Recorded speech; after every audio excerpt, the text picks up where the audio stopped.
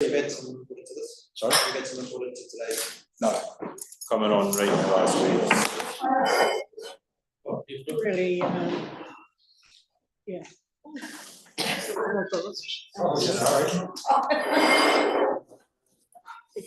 You got that, John?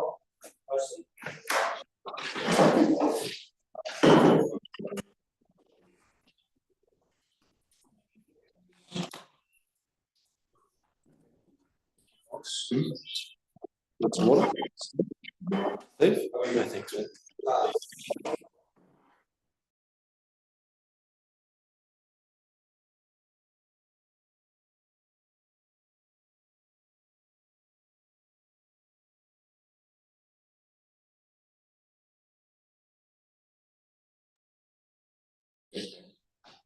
Okay, so welcome everyone to this public workshop to update us really on the pivot that Council's busy doing from what was a long-term plan to a enhanced annual plan.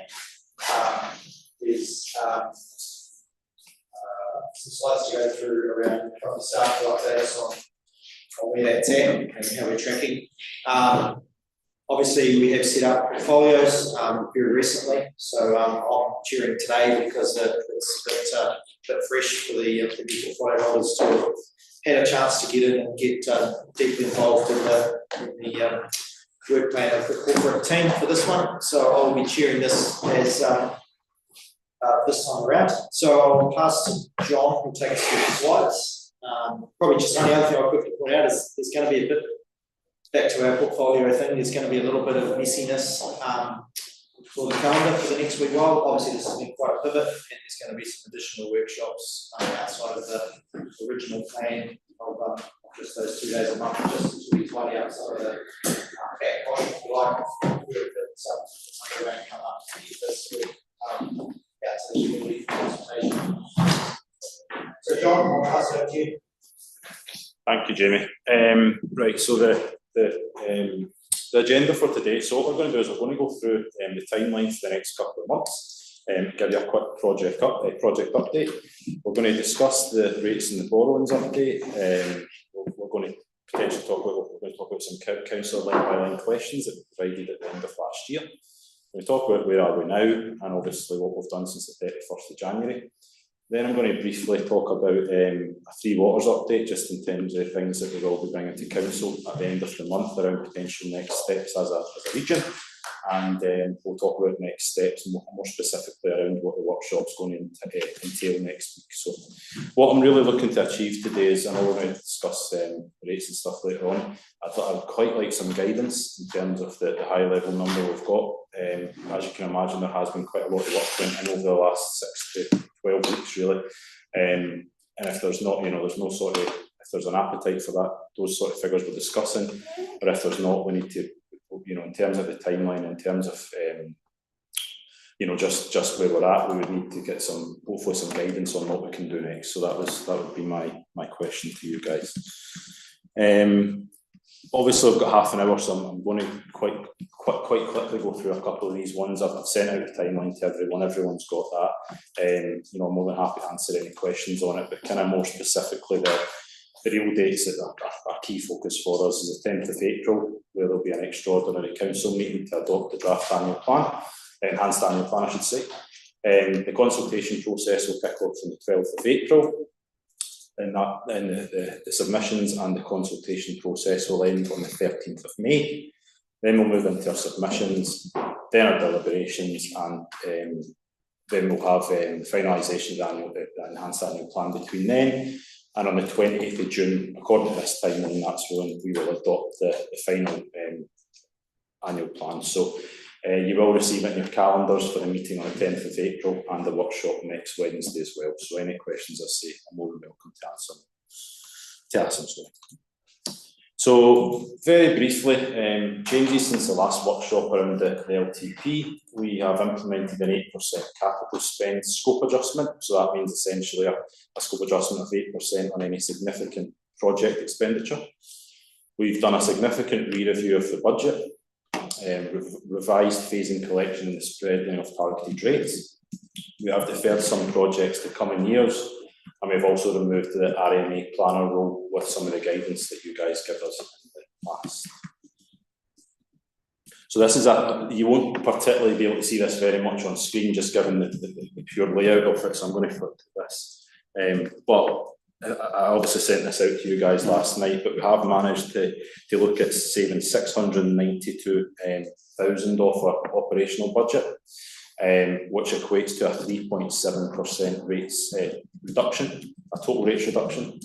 As you can probably remember from the last time we caught up, we were close to 25%. And obviously, if you look at it, there is things in terms of kind of our social media engagement. There's a lot of monitoring reporting coming out. Some of the consultants' costs have came down, and consultancy fees have came down as well. So, like I say, I'm more than happy to take any questions. So please just put up your hands, because I'm aware we've only got half an hour, and we've got Rack later on, so it's quite a tight 15-page slide. Yes. Just to, I see the your training budget's gone to zero.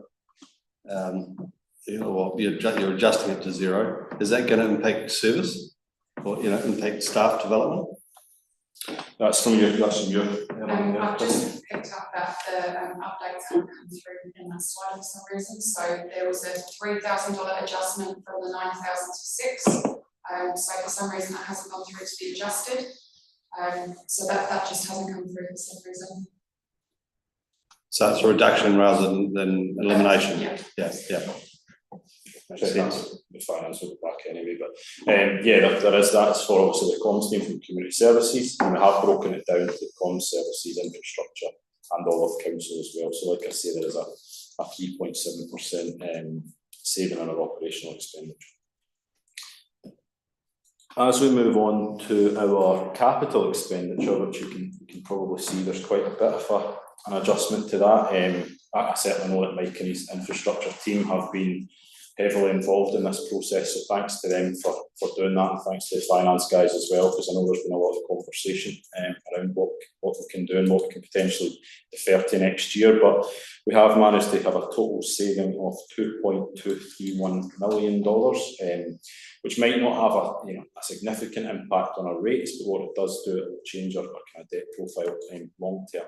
So the key one that came out of that was some of the work in Westport Water, which was equated to 1.4 million, or just shy of 1.4 million, which is classed as the third project out to later years. So thanks to the team for that. Is there any questions on either the capital or the operational expenditure budgets which we have put in front of you today? Just a quick question on the Westport water supply one. So the items listed there are what's been taken out? Yes. What's been taken out, yeah, absolutely. So all the comments down the right hand side are comments that staff have made. Just roll down a bit further, will you, John? Sorry, just to get to the bottom bit. Sorry, There's quite a big project in the bottom.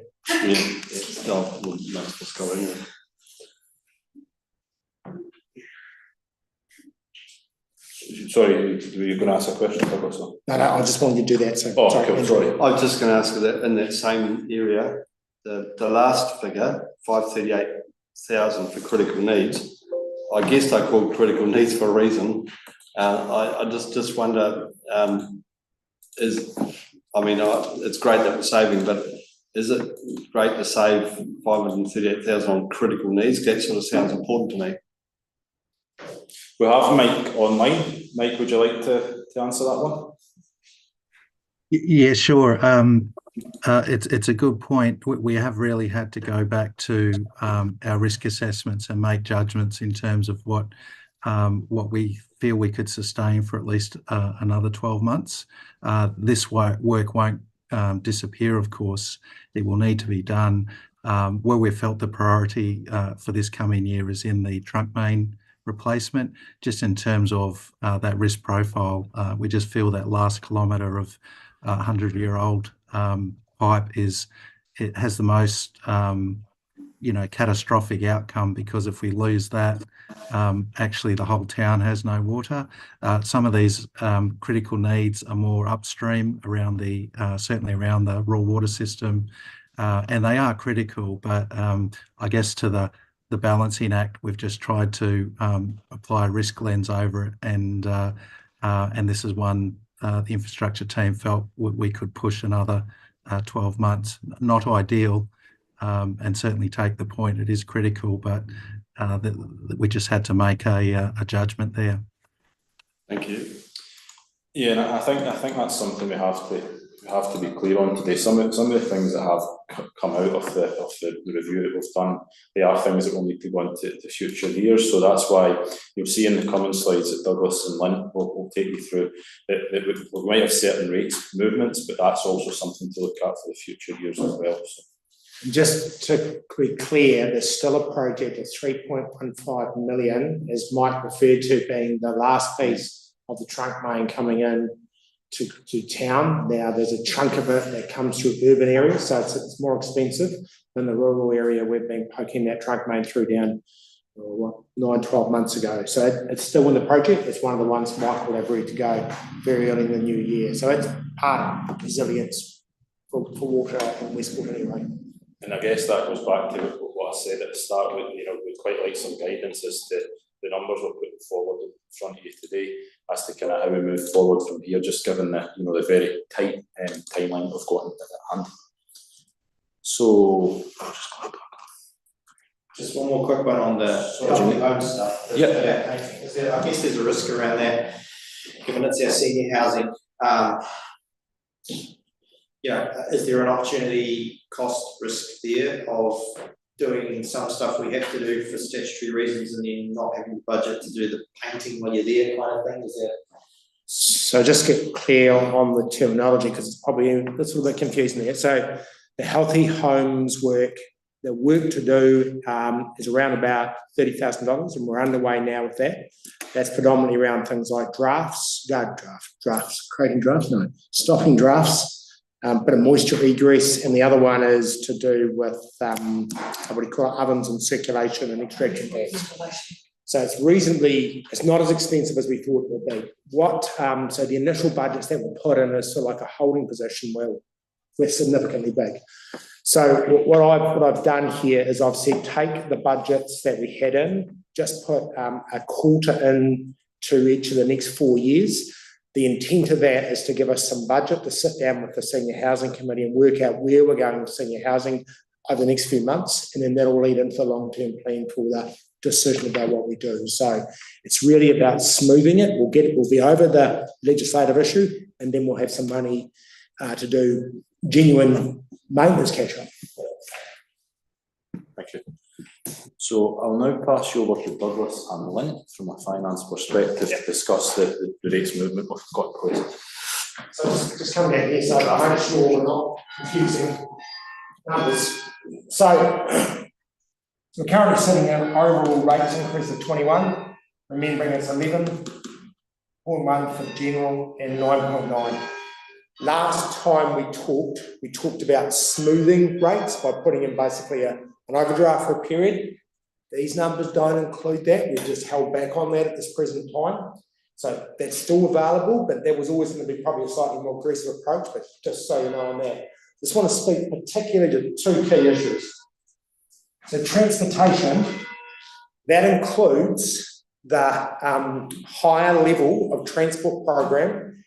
You've still got that in there, which means our commitment is still at a higher level. We don't know whether NZTA will fund.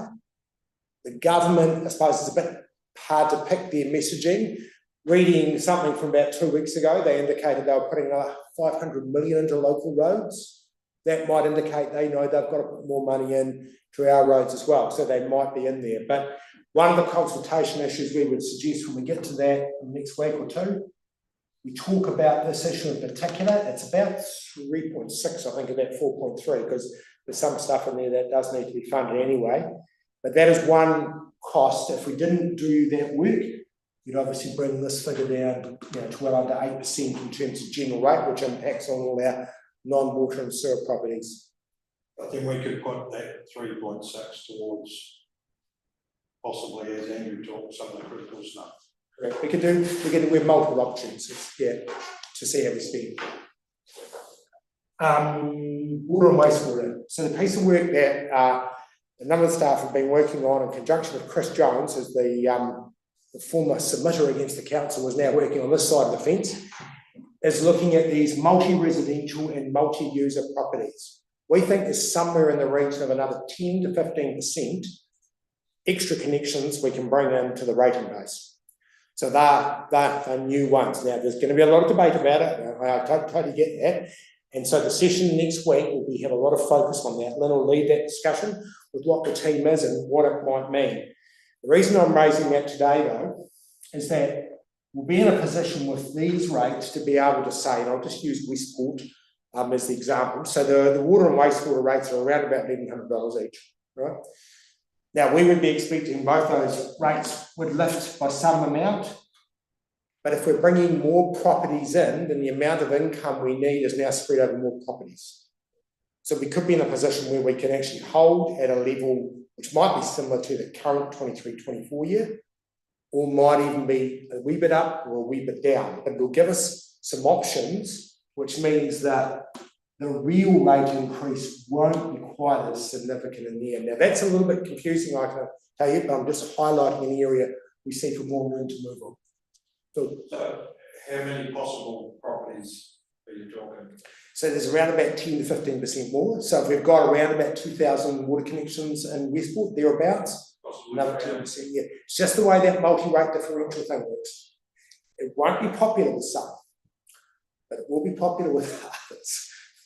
So what do you mean by multi, more properties? Is it a pan tax or extra virtual properties? So the simplest one is to do is Paparoa Way, the 20 houses up there. Under the differential rating system, we only rate 12 of them. There's 8 on the table there. There's a lot like that around. There's been good reasons for it. As I've said, it's question mark about how it's rated under Local Government Rating Act. All right. So that's not, just for clarity, you're still not talking about club rating, you're still talking about individual rates. Correct. Excuse me, sorry, I'm going to cut in. We're going to talk about this in some detail next week. I don't want to get stuck on the details here. This is just to catch up on where we're going. I'm mindful of our time. Sorry to cut through. Yeah. Okay, so this is just some graphical stuff showing our last year's annual plans. We have to do reporting against our fourth year of the 21-31 long-term plan, which is a bit of a pain, to be brutally honest, but that's what we've got to do. But that shows it is a, it's a big, as we've known for a while, it's a big year coming in this year. What's the next one, John? So everything we're doing at the moment around capital projects is trying to push our debt requirements down. So again, we've still got this issue with our how much we're borrowing, and our orange line about 25% net capital. That will net debt borrowing. Sorry, that will be an issue for us. But we have pushed our debt down. I think it was about 4 million. I think when we between the different versions we've looked at. So again, we're trying to squeeze wherever we can. Next one, John. Oh yeah, that's fine. There was a question, one of the councillors asked a question a couple of months ago in terms of grants and where they all came from and the layout of them, so I just wanted to provide an update on what our current grants were in the 2021 long-term plan, and just with a little note at the bottom to say that in the 2021 long-term plan, year 4, we were due to take out the 2 grants to Coldtown, the Coldtown Museum. However, obviously that's going to be still included as the support is still required, clearly for a decision for you guys to make. But yeah, that is what all the grants are that we provide as a council. So it was just more of an FYI, because I know the question was asked, because I was going to go on and talk about the elected members line by line questions and key themes that we got. So thank you very much to those who asked a lot of questions. I sent out some responses last night. We will go in more in depth into the results from the questions next Wednesday at the workshop. However, the key themes that came out were around the depreciation breakdown, some of our Westreef outwork, valuation fees, rents and leases, rates, repairs and maintenance, employment costs and consultant fees. There was quite a lot of information or questions asked. So hopefully you've got some answers to provide, and if there's any questions on the answers that we've provided to you guys with, please ask them, and next week we'll have a proper conversation around it. Just whilst a wee kind of couple of minute pause at this point, we've provided information on the budget, on the potential debt profile of the council.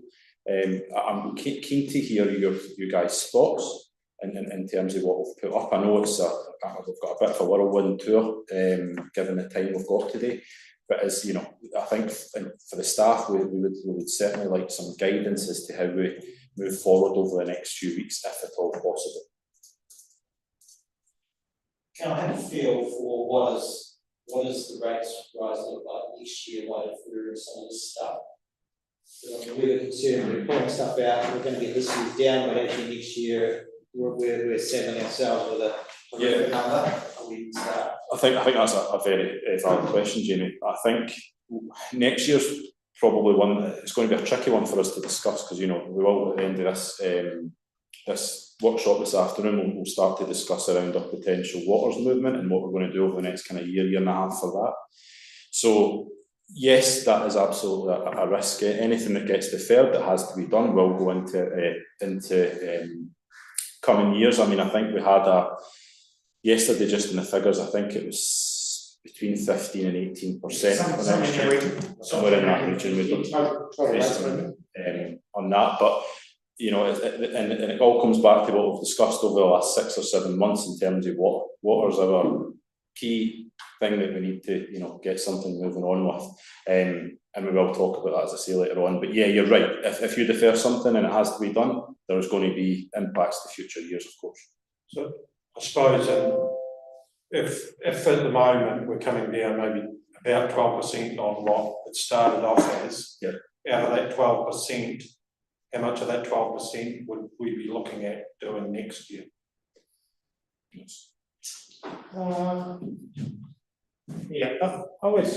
gut feel might be around that 4 to 5%, might have to be deferred through. Some of it we've already pushed through into our 15 to 18. Some stuff, and this is where I do have to, got to acknowledge, see Collins, we've given him a lengthy answer. There was a few things there we said, okay, we'll run a different argument on how our costs, and so we did drag, particularly out of things like power and energy and outsourcing, outworks for Westbury. So we did strip, stuff out of water and sewer. Now, could be issues in maybe 4 to 5 years' time if the costs actually climb to those levels, but we'll just deal with those at that period. So, yeah, there will be some flow through, but we haven't got that really locked down because since we went down enhanced, that's all we're focused on. We haven't got excited about the LTP. And what I'm going to do after this afternoon, I'm going to send everyone a PowerPoint presentation that we received from Local Government New Zealand, which highlights some of the rates increases or all of the rates increases potentially around the country. And it also highlights some of the stuff that's happened with the roading and the water networks over the last 3 years. So as an example, your roading or the cost of roadings went up around 38% over the last 3 years. So it's quite interesting to read it, and that I guess goes back to what we've discussed for the last few months to say we understand the predicament, but it's not just us that are having these types of conversations. Keep jumping on, Tom. So quick question, one quick question. Probably this is one of the things you want to feedback on is the debt. Yep. So have we done some work on the predictions on the long run affordability and the effect on rates in outgoing years by getting up to those kind of net debt levels? Yeah, well, certainly the projections we were showing you last time, we were sitting around 55 to 60 million of debt out at the end of about year 9, I think, from memory, sort of in the 10-year cycle. So we've pushed things off of that. We'll still be around that 55 to 60 million in 10 years' time. Is that affordable? Really comes down to your view on whether rates are affordable now as opposed to going forward. And I think we'd all agree when you've all seen the chart, we'll talk about shortly with other councils' water rates. So we are at the top end. There is a slight good news story in that though, and I'll get to that with you shortly. We'll get to it. You either have to borrow or you have to increase income or you have to cut costs dramatically. Yeah, that's very quickly as we move on to the options and considerations. What we will talk about, we have put $100,000 into the budget for some of our potential Three Waters CCO work. We're going to have to do something with that if that's what council proceed to do. I will be bringing a paper to council at the end of this month for the endorsement to potentially talk to some of our councils around the South Island around what we can do and to discuss that in time. So the other thing, like Douglas says, that we really need to think about, if there is no appetite for those types of movements or rates rises, ultimately, and I've left it as a last point for a reason, we will need to look at a level of service reduction and a further cost cutting exercise. Let's talk to this one. So this one popped up in our intros late last week. This is something I talked to you about 2 or 3 weeks ago that I was going to go and grab. Someone's done it for us, which is really cool. So the big thing for us, you know, we're sort of leading the pack, which is always good to be a winner.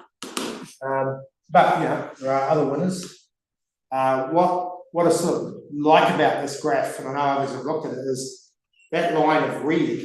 If you just ignore us for a moment in Southland, most councils are sort of pretty in tune with that red line, which means, this is very simplistic, but if you join everyone together, let's get that on the way, then everyone's sort of paying a similar rate, right? So you might have expected to see some outliers, Christchurch, lower, or Selwyn, higher, or whatever it is. But the other thing is I rang a few of the finance office managers in a couple of these councils, and I asked them a particular question. How much of your operating costs and depreciation being the money you put aside to renew your assets, are you funding? One council, and we're not too far off, we're around, we've kept the numbers updated today, but we're around that sort of 80-90%. So our rates are high for a reason. We're actually stoking the cash away. Could do better, to be fair. But one council said we're 10 years from getting there. One of the massive tests that the Auditor General was doing is checking that councils are funding their assets and their operating costs. So some of these councils are actually behind the 8 ball. So the fact we're sitting out here, we might always still be the winner, but actually everyone's in for a bit of groaning as they start to bring everything into where they need to be. Because these revenue and funding plans that you have to create are solely focused on, are your books balanced? And are your books balanced in perpetuity, not just for a year or two? So we're actually, you know, this might seem a little bit odd, but we're actually in a better place than others, even though we're still leading the pack. And the next slide, and this is the bit I was really interested in, you know, luckily someone's done the work for us. How big are us little coast councils compared to the rest? And you can see, no, we're not that big. So anyone who's sitting there going, oh God, we don't want to take all those West Coast liabilities on for water and wastewater. Well, we're not that big as a percentage term. So yeah, we might have some growing years, but everyone's got similar problems. You know, the real big one, of course, is obviously Christchurch and then the Selwyn, Waimak and Timaru's are the big ones in. So now, the fact that some of these councils are running in different directions now, saying, oh, we don't even want to be part of this, they're going to have to think hard about that decision. So the key thing is we need to keep pushing on a regional-based water wastewater entity for ourselves. So when you look at that, something as simple as visually that 3 waters makes total sense. Yep. The next piece of work I'm going to do is I'm going to I was going to write to the councils last week to get this, but then we heard something was coming, so we held off. But I'm actually going to ask them a bigger question. Give us your financial year FISs, your funding impact statements. They go out for a period, so we can start to do a bit of add up and try and get a feel for what that Canterbury West Coast group looks like. That's the exactly. What your slide also highlights, though, is that the 3 West Coast councils together doesn't actually achieve that economy of scale. We're still only, what, 7,000, 8,000 connections. And when I don't want to go into detail, but go back one more, you all know that Western District Council are helped out by having the milk product factory down there in terms of how that eases the rating burden for them. So, you know, some of them are a little bit well, I won't say they're artificially wrong, but there are reasons sometimes there are some low rates. And that's a valid point, because a lot of the investment would be deferred to when the entity I was going to happen. So they now need investment that will take their water rates up that could have been done. It looks like it will make paying less than there actually won't be in future years. What's that last slide, John? This slide is just the items that we're going to discuss next. So next week, these are the ones we're focusing on. We're getting a package ready to come out on Friday. So you might get one package on Friday and a wee bit more early next week if we aren't quite finished, but we want to give you some stuff that we need you to chew on a wee bit. and other topics that we'll be wanting to entertain in next week's session. Is there any questions for us? Colin? Thanks, John. Can we just go back to the previous slide, please? Just the definition, all TLAs. What's TLA, please? Territorial local authorities. Territorial local authorities, that's what I thought it might be. So Just a local authority or territorial authority, that's right. TLA. You're covering all. The TLAs, no. Yeah, okay. Yeah. Right, okay. Yeah, they get all, or I could have councils, whatever you like, same thing. Yeah, that's okay, that's all of them. Don't read too much into it. Or South Island. Well, there's a couple of calculations in the background here, because this is just entity I. I also looked at the whole South Island entity D one as well, but I didn't put that up because it wasn't relevant for this discussion. That's okay. But it might be down the line. Well, it might be, but they're actually broken that one. We don't want to be in with them. So quickly on next week, I don't think anyone's got that in their calendars. Yeah, So we just need to get those invites out. advice coming this afternoon. Apology for next week's on Christchurch. When I send the presentation to you on Friday and Monday, if there's any questions or anything, you can call me and we can talk through. I can potentially log in from the hotel, but it just depends on time and so I'll put my apologies in there. We can run a session column for you when you're back in 2020 anyway, so if that's all cool. I'm back on Friday, I think, yeah. Okay. That's okay, all right, thank you. Portfolio holders get special access to the team.